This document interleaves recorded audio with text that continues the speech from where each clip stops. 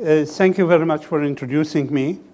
The topic, and thank you so much for inviting me to this very important meeting of the Institute for Cultural Diplomacy. It's a great honor for me to be here. My topic today is the Genocide Convention, particularly enforcing the Genocide Convention. So let me start. Although the word genocide is, as you know, of a relatively recent vintage, the practice it describes is sadly quite old.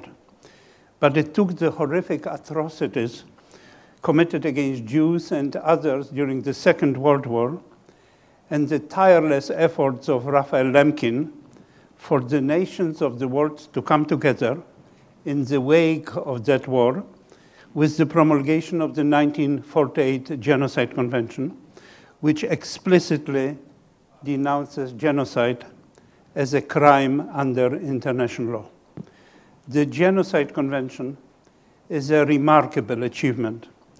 Not only did the convention define genocide and condemn it in no uncertain terms, it also demonstrated that the international community would no longer tolerate the idea that how a state treats individuals within its own borders is purely a matter of unquestionable discretion or sovereign whim, an idea that is at the very core of our human rights today. And in the convention, we see the first glimpses of a notion that the United Nations might properly be called upon to engage in legitimate interventions for the prevention and for the suppression of acts of genocide and other related acts. I would suggest this is a precursor to the principle of, and I quote, of responsibility to protect, about which I will have something to say later on. 60 years have passed since the nations of the world emerged from the Second World War and united behind the Genocide Convention to eradicate this crime. Yet, from Cambodia to Rwanda, the terrible phenomenon of genocide has continued, seemingly unabated.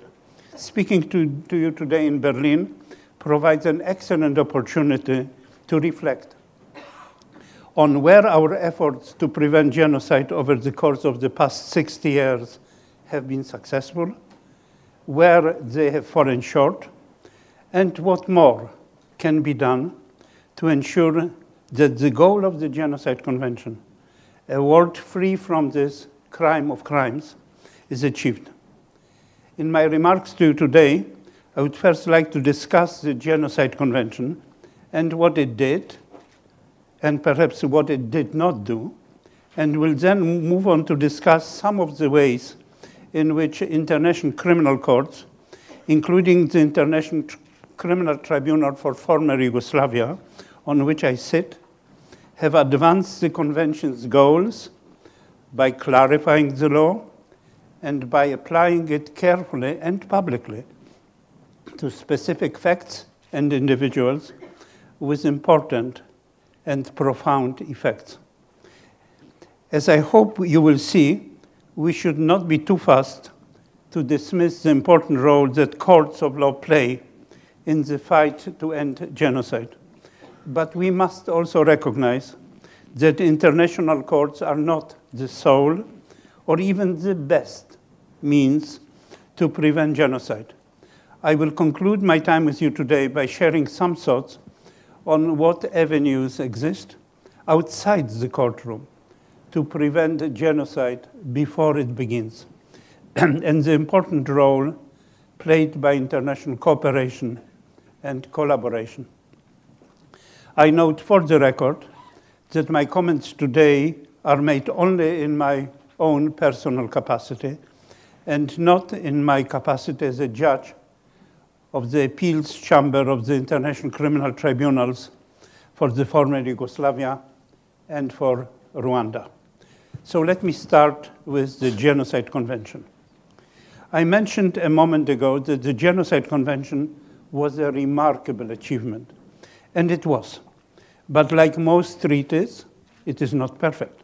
I would like to spend the next few minutes discussing some ways in which the convention was a success, as well as several of its shortcomings. A, definitions. When we use the word genocide today, it is a designation that is both poignant and extraordinarily powerful. This is not simply because calling a specific situation or set of acts genocide recognizes the gravity and horror of these acts. It is also because the designation of genocide brings to bear an array of legal obligations. This was, of course, not always the case. As you may all be aware, the term genocide was only coined 4 years before the Genocide Convention was adopted. Drawing upon the ancient Greek word genos, for race, nation, or tribe, and the Latin suffix cide, killing, Lemkin first used the word genocide in 1944 to refer to a coordinated plan of different actions aiming at the destruction of essential foundations of the life of national groups with the aim of annihilating the groups themselves. According to Lemkin, genocide is directed against the national group as an entity, and the actions involved are directed against individuals, not in their individual capacity, but as members of the national group. What Winston Churchill had once called the crime without a name suddenly had one. And Lemkin's terminology was rapidly adopted, not only in the indictments of the International Military Tribunal at Nuremberg, but by a resolution of UN General Assembly, and in 1948 by the Genocide Convention itself. The speed with which the international community adopted the terminology of genocide and the urge to forcefully and clearly condemn it was remarkable. But this does not mean that the process of drafting itself was straightforward. It was not. To the contrary, intense negotiations continued for 2 years, and these negotiations focused in particular on how the crime was to be defined, finally producing Article 2. According to this article, any of a list of enumerated acts would qualify as genocide if committed with intent to destroy in whole or in part a national, ethnic, racial, or religious group as such. Among the acts listed in the convention are not only killing members of the group or causing serious bodily or mental harm to members of the group, but also such acts as deliberately inflicting on the group conditions of life calculated to bring about its physical destruction in whole or in part, and imposing measures intended to prevent births within the group. Notably, while viewed by many and correctly as a treaty developed in response to Holocaust, the Convention's definition for genocide is larger than the context from which it arose. Indeed, even before arriving at the definition, the Convention recognized that at all periods of history, genocide has inflicted great losses on humanity. The Convention also underscores in Article 1 that genocide is a crime whether committed in time of war or in time of peace. And while focused primarily on questions of an individual's responsibility, criminal responsibility for the crime of genocide, the Convention specifically acknowledges that sovereign states themselves may be held responsible under its provisions. The importance of setting forth a treaty-based definition of genocide cannot be underestimated. not simply because treaties create binding obligations for those states that ascribe to them, but also as a touchstone for further developments.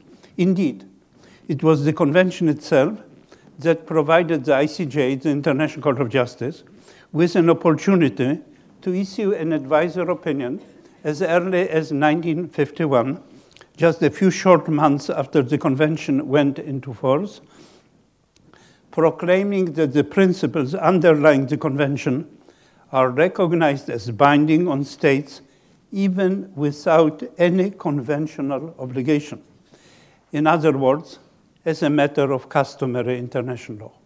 It is quite telling that almost 50 years after the convention entered into force, its definition was tracked in the statutes of the ICTY, the ICTR, the hybrid Cambodia Tribunal, and the International Criminal Court, the ICC.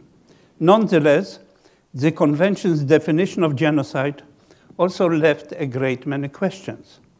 How, for example, is a national or ethnical group to be understood? And who has the authority to define it as such? More generally, were the groups listed in the convention the only groups to which it could or should be applied? Even at the time of its negotiation and adoption, the convention was a source of considerable controversy as to whether, quote, cultural groups or, quote, political groups should be included.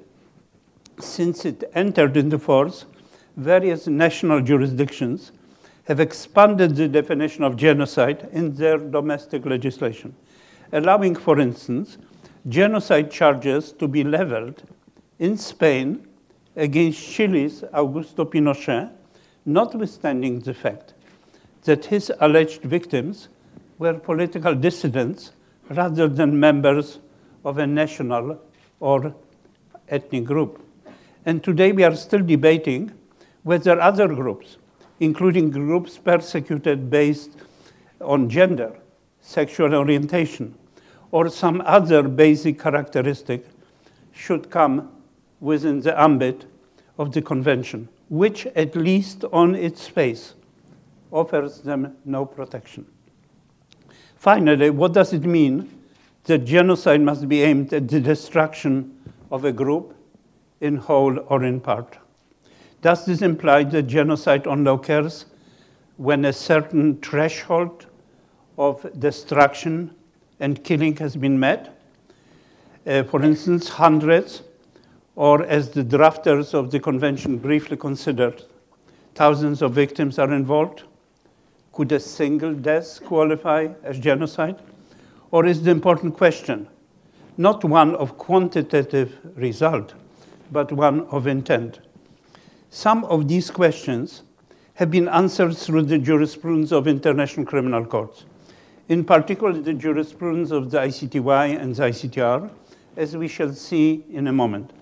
Other lacunae have been at least partially addressed through the broadening of the definition of persecution as a crime against humanity, including in the statute of the International Criminal Court, which proscribes, I note, persecution against identifiable group or collectivity, and please note, on political, racial, national, ethnic, and here adding cultural, religious, repeating, gender, or other grounds that are universally recognized as impermissible under international law.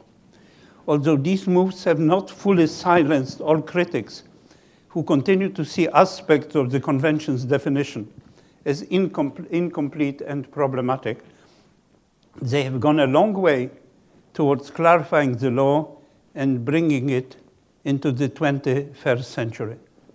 I turn to punishment. The creation of a widely accepted and binding definition of the genocide is not the convention's sole achievement. To be sure, the convention decries the crime of genocide in no uncertain terms. But unlike the Universal Declaration of Human Rights, adopted by the United Nations General Assembly just 1 day later. The Genocide Convention was not simply a vehicle for norm setting. It also makes plain that the contracting parties to the convention undertake to punish individual offenders, and the convention spells out specific means by which they are to do so.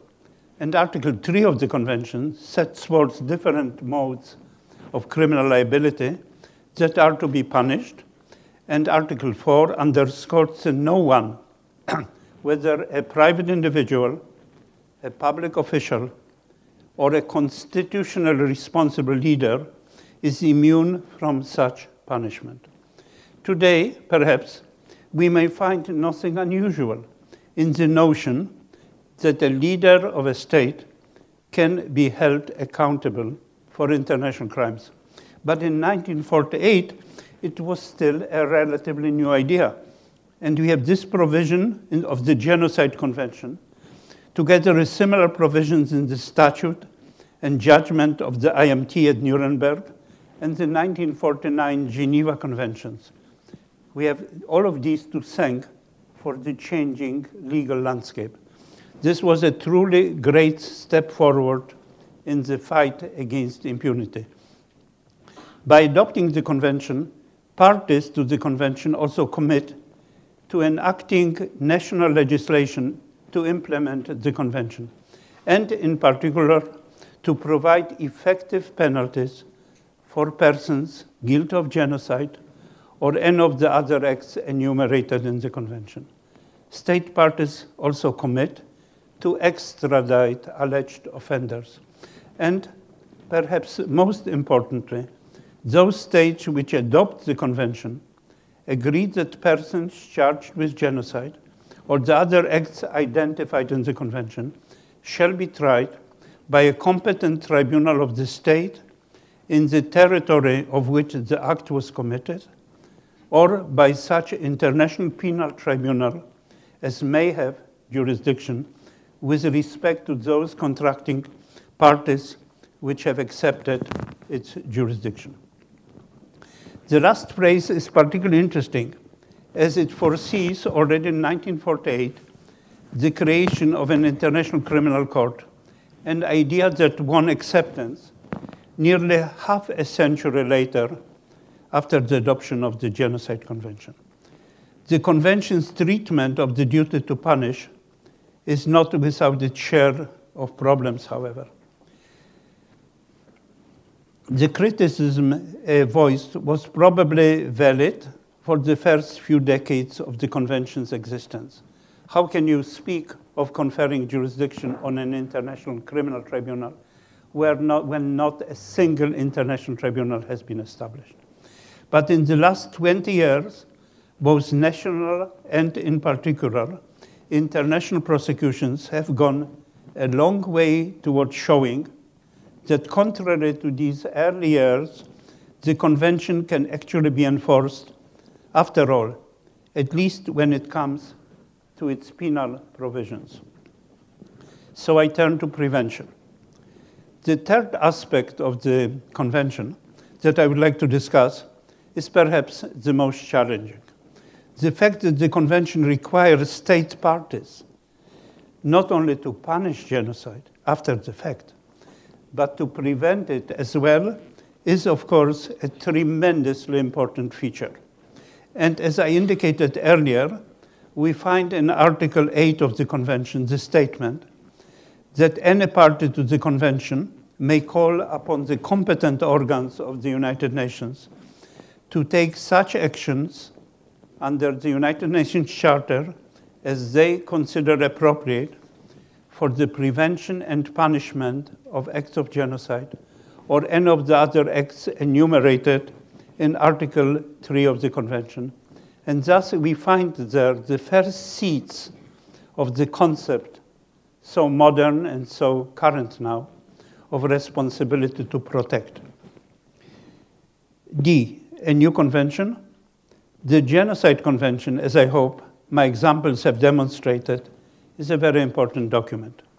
It has made a profound contribution to the crystallization of the law and public opinion on the crime of genocide, and it has helped pave the way both for modern human rights movement and for the institution of modern international criminal courts. Yet it is also an imperfect document, and voices continue to be heard calling for its revision or outright replacement, particularly in light of arguments concerning which groups should be protected. For my part, I would hesitate and want time to carefully reflect before advocating any such amendment. Now, I want to make it very clear that I'm speaking of the possibility of adopting a new convention on the substance of the norms. I am not speaking now of the possibility to find more effective ways to enforce the obligation to prevent genocide. This is quite a different matter which I am not addressing at this moment. To be sure, a protocol to the Genocide Convention or a new convention might, in theory, resolve some of the questions and concerns that I have discussed, including by focusing more on specific mechanisms on genocide prevention or revising the definition of protected groups. Yet there is always a danger that in reopening the discussion on some of those issues arising under the basic convention, the new standards that result from these talks would simply satisfy the lowest common denominator among those negotiating, and that the common denominator today would not be higher and might even be lower than that reached in 1948. So I now turn to the contributions of international criminal courts. Unlike many of the more recent human rights conventions, such as the International Covenant on Civil and Political Rights, the Genocide Convention did not establish a treaty body tasked with interpreting its provisions and tracking the compliance by state parties.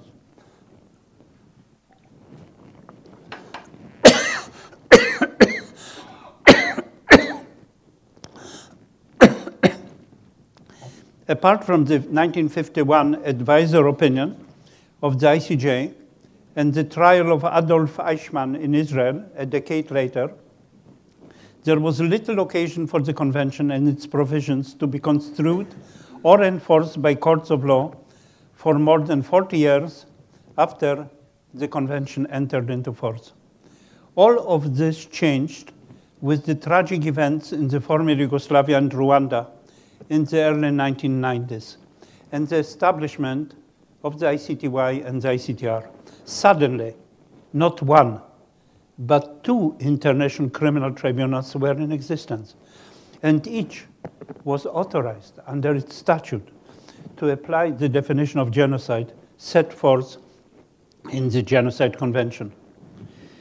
They helped to serve the express goal of the convention to end impunity for the crime of genocide, both by punishing those they considered most responsible for the crime, and by doing so publicly, methodically, and in a manner fully consistent with international due process. Let me start from the International Criminal Tribunal for Rwanda. In 1998, the trial judgment in the case of Jean-Paul Akayesu was the first international criminal judgment which marked the first criminal conviction by an international criminal tribunal on, involving a finding of genocide. In convicting the accused, the trial chamber specifically invoked the Genocide Convention's definition of the crime, adopted verbatim in the statute of the, followed verbatim in the statute of the ICTR.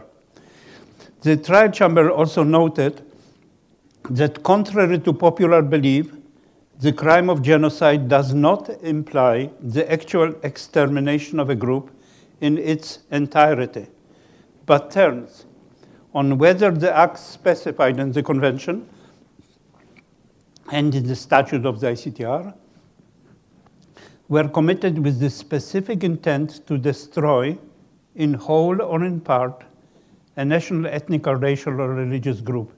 The trial chamber then proceeded to discuss and clarify the meaning of each of these terms, referring as appropriate to the Eichmann precedent, to the law of Rwanda, and to other sources. Perhaps most significantly, the trial chamber held that rape and sexual violence constitute genocide in the same way as any other act, as long as they were committed with the specific intent to destroy, in whole or in part, a particular group targeted as such. Likewise, in construing the act of imposing measures intended to prevent births within the group, the chamber made clear that measures intended so to prevent births may be physical, but they can also be mental. Nothing in the Genocide Convention explicitly indicates that rape or sexual assault could rise to the level of genocidal acts. Yet this statement of the law by the ICTR has been widely, and I would add rightly, recognized as appropriate, if unprecedented, interpretation of the Convention. Subsequent rulings by the ICTR have further elucidated the Convention's definition of the crime of genocide, emphasizing, for instance, that rape and other forms of sexual violence may qualify as forms of serious bodily or mental harm, even when that harm does not lead to death, and that there need not be a large number of victims for a genocide convention to be entered. ICTY. The ICTR has not been alone, of course, in construing and in clarifying the Genocide Convention as incorporated verbatim into its statute. The ICTY has also played an important role, including in the seminal Srebrenica case of General Kerstich, over which I had the honor to preside.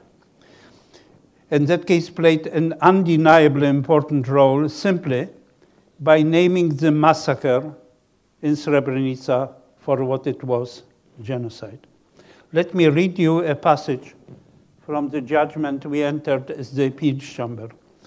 By seeking to eliminate a part of the Bosnian Muslims, the Bosnian Serb forces committed genocide.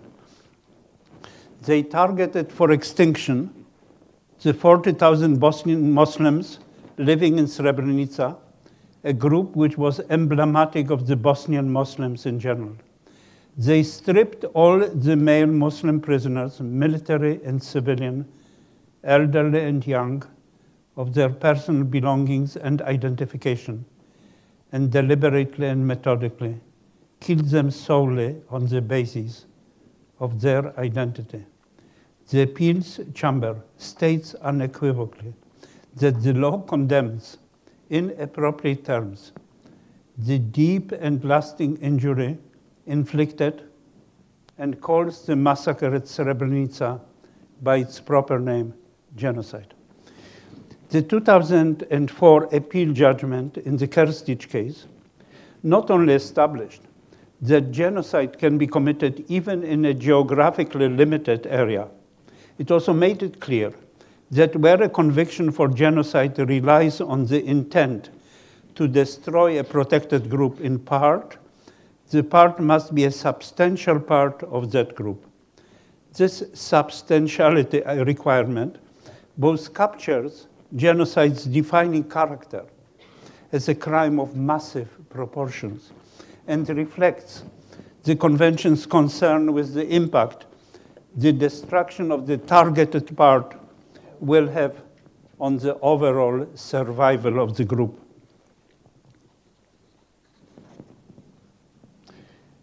As the appeals chamber in Kerstich made it clear, the gravity of genocide, and I'm quoting, is reflected in the stringent requirements which must be satisfied before this conviction is imposed. These requirements, the demanding proof of specific intent, and the showing that the group was targeted for the destruction in its entirety or in substantial part, guard against a danger that convictions for this crime will be imposed lightly.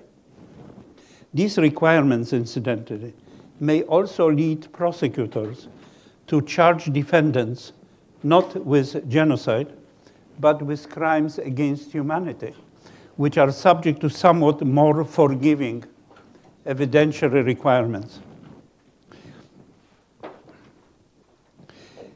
The 2006 appeal judgment in the case of Stakic, Milomir Stakic, addressed a different set of questions regarding the crime of genocide, most notably by rejecting the argument that a group protected by the Genocide Convention could be defined negatively. That is, for example, as all non-Serbs in a specific geographical area. Now let me say a few words about other international courts. While the ICTY and the ICTR were the first international criminal tribunals to interpret the Genocide Convention, they are by no means the only ones. The 1998 Rome Statute provides the International Criminal Court with jurisdiction over the crime of genocide. And as you know, in 2010, the International Criminal Court issued a second arrest warrant for Sudanese President Omar al-Bashir, adding genocide to the list of charges for crimes that he is alleged to have committed in the Darfur region. The hybrid national international court known as extraordinary chambers in the courts of Cambodia also has jurisdiction over genocide, as defined in the convention, and has indicted several former leaders of Khmer Rouge for genocide, among other alleged crimes. But international criminal tribunals are not the only international courts to enforce the Genocide Convention in recent years.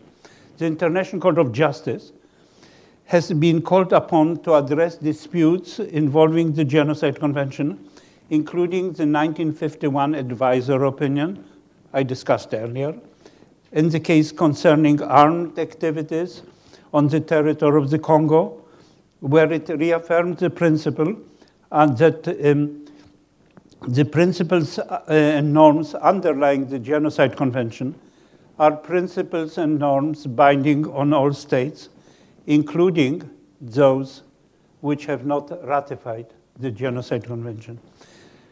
And most notably, the contribution is the contribution made by the International Court of Justice in the case of Bosnia and Herzegovina against Serbia and Montenegro.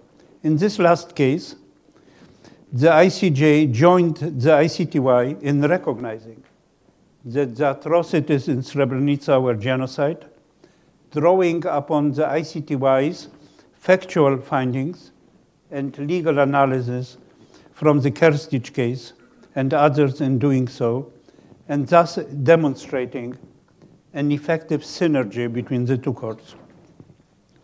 And importantly, the ICJ specifically considered the import of the Genocide Convention on the duty to prevent. The ICJ observed that the convention does not impose a duty to succeed in preventing genocide. It does not establish what we call in the law, international law of state responsibility, an obligation of result. But it establishes an obligation of means, and to quote the court, an obligation to employ all means reasonably available to them so as to prevent genocide as far as possible. A state will breach this duty if genocide actually occurs, but the ICJ was swift to caution that the state should not wait for such an occurrence before acting. That would be a nonsense, as the court said. And the court continued.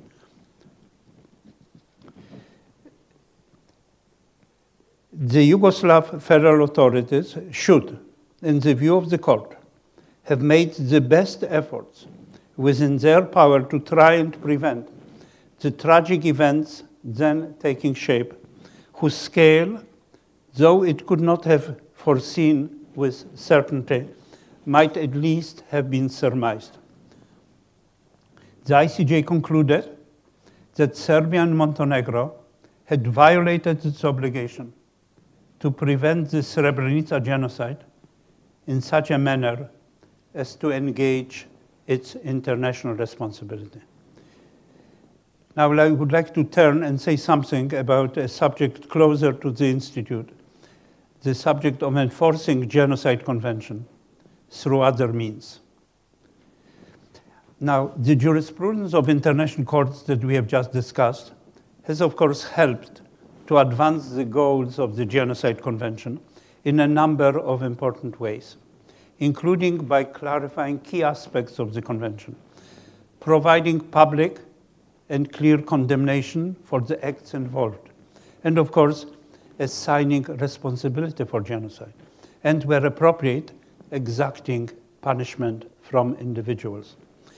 The renewed focus on prosecuting genocide at the international level has in turn led to national and international prosecutions in recent years, including in Rwanda, Germany, and elsewhere. But has this growing body of jurisprudence done much to prevent genocide from occurring? It is difficult to say. On the one hand, the genocide at Srebrenica occurred in 1995, several years after the establishment of the ICTY, which plainly did not deter it. On the other hand, it would be wrong to conclude that the international courts and international criminal tribunals in particular do not have any deterrent effect or perform an important function simply because atrocities have continued to be committed. After all, domestic criminal law can hardly be said to have no deterrent effect simply because some citizens continue to commit murder and assaults. While it is impossible to measure how many such crimes would occur were no system of punishment in place, I am nonetheless convinced that the more pervasive and certain the threat of future prosecution, whether nationally or internationally, the more likely it will be that systems of punishment will help to deter future crimes, including genocide. As the risk of being caught in the web of criminal tribunal grows, so will the prospects for deterrence and for prevention. Yet criminal courts cannot and should not be the sole instrument of prevention. So what more should be done? First, in the 1990s, the United Nations learned some very hard lessons about the importance of early warning, risk assessment, and accurate and timely analysis with regard to emerging humanitarian emergencies. As recognized in the reports by the United Nations, there was neither sufficient focus nor adequate institutional resources for early warning and risk analysis at United Nations headquarters with regard to the tragic events in Rwanda in 1994. And the lack of sufficient information sharing concerning Srebrenica was an endemic weakness, and I'm quoting from a UN report, throughout the conflict. Fortunately, over the course of the past decade, both the United Nations and the regional bodies have made considerable advances in improving early warning and assessment systems. And rapidly evolving technology has made it easier to share information in real time, both within institutions like the United Nations and through the traditional and social media. We should do our utmost to ensure that these advances continue in the years ahead and that they are focused not simply on improving analytical capacity at the United Nations headquarters, but also on developing local knowledge and local networks in those regions most at risk. Second, early warning systems and improved information sharing must be improved. But I wish to emphasize that if we follow a focus which is too narrowly based on only those factors related to the imminence of genocide, we have not done our job. We must look much more forward to prevent genocide effectively. And this has been quite clearly stated by the Office of the United Nations Special Advisor on the Prevention of Genocide, to which I would refer you. One key to prevention is to identify in all countries discriminatory laws and practices that give rise to acute disparities within a diverse population, and we must take steps to alter or to abolish those laws and practices, and to do all of this well before the threat of genocide becomes imminent. Individual states are often best positioned to take such steps with respect to the laws and practices within their own jurisdiction, and to take other measures to prevent genocide within their own borders, including by implementing the Genocide Convention through national penal legislation. Let me just interrupt here on a short note.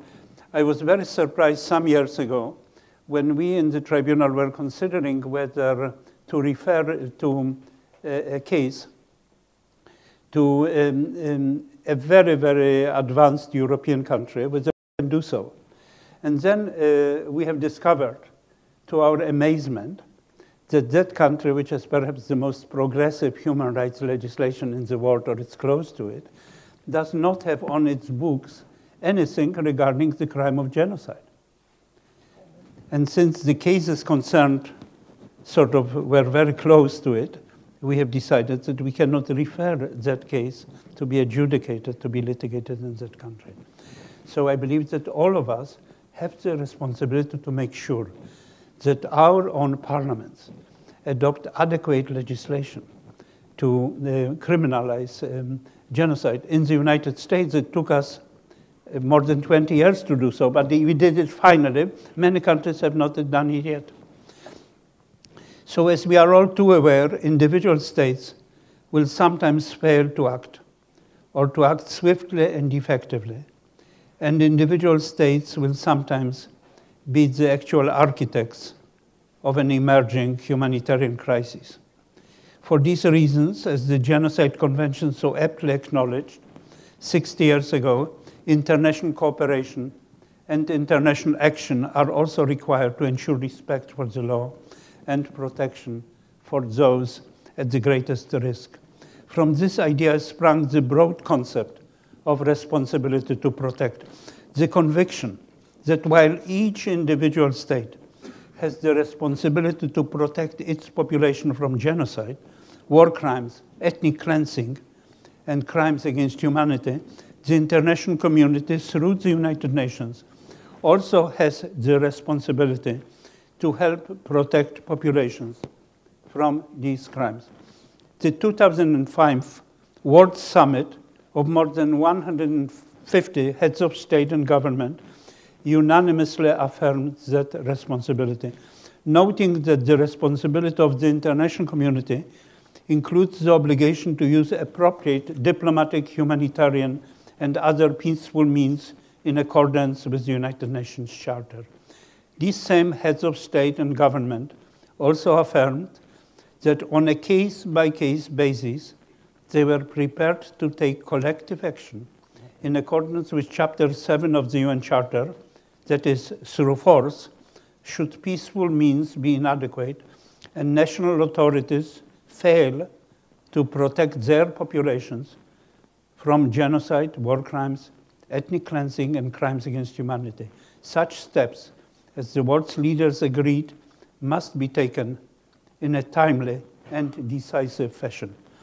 This responsibility to protect, rooted as it is in the Genocide Convention and other international instruments, appears to be a reinvigorated commitment to the notion that no state may stand by while genocide occurs or genocidal acts appear imminent.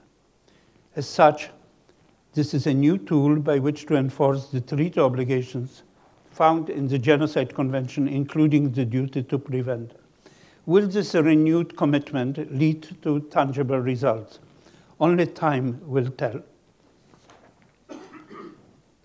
So I would like to conclude by quoting the past Secretary General of the United Nations, Kofi Annan, who explained in 2001 that genocide begins with the killing of one man, not for what he has done, but because of who he is.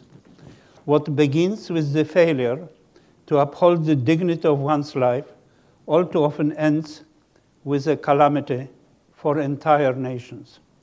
Much remains to be done to ensure that such a calamity does not occur, that we may say once and forevermore, never again. Outreach and raising the consciousness of the public and the media are critical here. But with the jurisprudence of international courts, new initiatives aimed at peace building and establishing early warning systems, such as you people here at the Institute are undertaking, the adoption of a formal commitment to the responsibility to protect, recent actions by the UN Security Council, the United States and NATO with regard to Libya, and the considerable interest in this topic shown by all of you gathered here today, I am confident that we are moving in the right direction, and thank you.